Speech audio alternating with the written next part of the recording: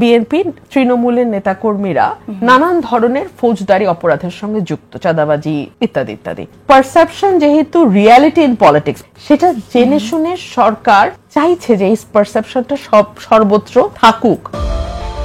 দেশের বিভিন্ন জেলায় চাঁদাবাজি নিয়ে দলকে দোষারোপ করে জনবিরোধী ধারণা সৃষ্টি করা হচ্ছে এবং এর জন্য অন্তর্বর্তী সরকার জঘন্য কৌশল গ্রহণ করেছে, এমন মন্তব্য করেন বিএনপির সহ আন্তর্জাতিক বিষয়ক সম্পাদক রুমিন ফারহানা।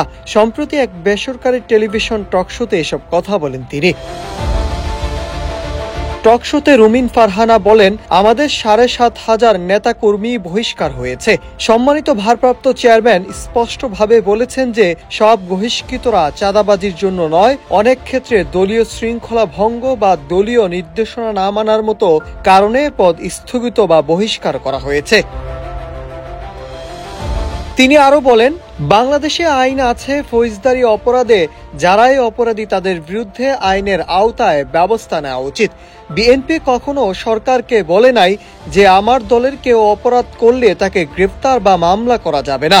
দেশে যে কোনো অপরাধ নিয়ন্ত্রণের মূল দায়িত্ব সরকারের উপরেই। যদি বিএনপি ক্ষমতায় থাকতো এবং নিজ নেতাকর্মীদের অপরাধের সময় দল নির্বিকার থাকে বা পুলিশ আইন শৃঙ্খলা রক্ষাকারী বাহিনীর কাজকর্মে বাধা দেয়, তাহলে বলা যাবে বিএনপি অপরাধকে প্রশ্রয় দিচ্ছে। কিন্তু বর্তমানে এমন পরিস্থিতি তৈরি হয়নি।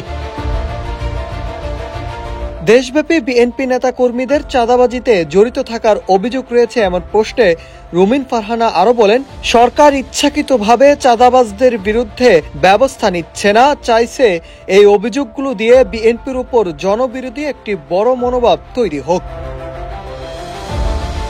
সামাজিক যোগাযোগ মাধ্যমেও বিএনপির চরিত্র হননের কথা উল্লেখ করে তিনি আরো বলেন, শত শত বট আইডি দিয়ে প্রচারণা চালানো হচ্ছে।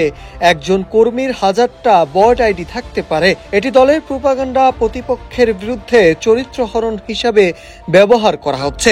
বিএনপি এই ধরনের বট আইডি খুলে প্রচারণা চালাতে সক্ষম নয়। যদি এমন কিছু ঘটে থাকে তাহলে সেটা ব্যর্থতা হিসাবে আমরা বিবেচনা করব। এছাড়াও রুমিন ফারহানা বলেন, যদি বিএনপি ক্ষমতায় আসে আমরা জিরো টলারেন্স নীতি দেব। নেতা কর্মীদের বিরুদ্ধে অভিযোগ এলেই দলীয় সাজায় বহিষ্কার সহ আইনগত ব্যবস্থা আমরা নিজেরাই নিব।